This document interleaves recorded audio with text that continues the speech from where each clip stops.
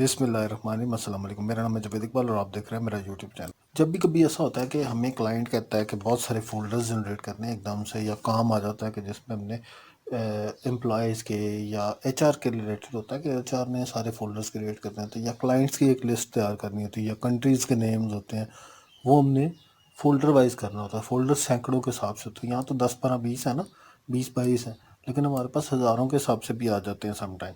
तो हज़ारों के हिसाब से जब आ जाते हैं तब हम उनको एक क्लिक के अंदर फ़ोल्डर्स कैसे जनरेट कर सकते हैं, एक्सेल से। अगर हमारे पास ऐसे भी नाम लिखे होते हैं किसी भी शीट के अंदर, तो हम उनको एक्सेल में ला कर सकते हैं कन्वर्ट। तो आपको सिंपली करना क्या है कि आपको ये जो नेम होता है, या कोई भी जो जिस नेम का आपने फ़ोल्डर बनाना है, उसको MD, ठीक है, MD इन्वर्टेड कॉमास, और उसके बाद वो नेम डाल देना है आपने। नेम डालने के बाद उसके बाद इन्वर्टेड कॉमा क्लोज़ कर देना है। क्लोज़ करने के बाद आपने फ्लैश फिल कर देना है, कंट्रोल ई करना है, तो वो नीचे फ्लैश फिल हो जाएंगे जिस तरह ये फ्लैश फिल हुआ हुआ है।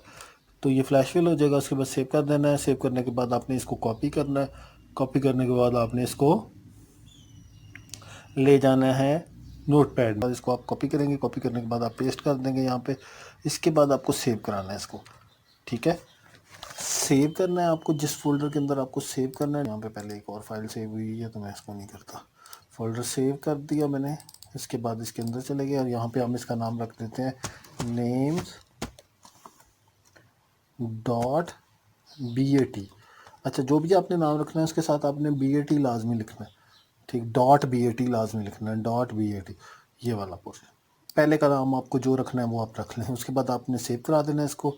सिंपली आप उस फोल्डर के अंदर जाएंगे 11, और इसको आप डबल क्लिक कर देंगे।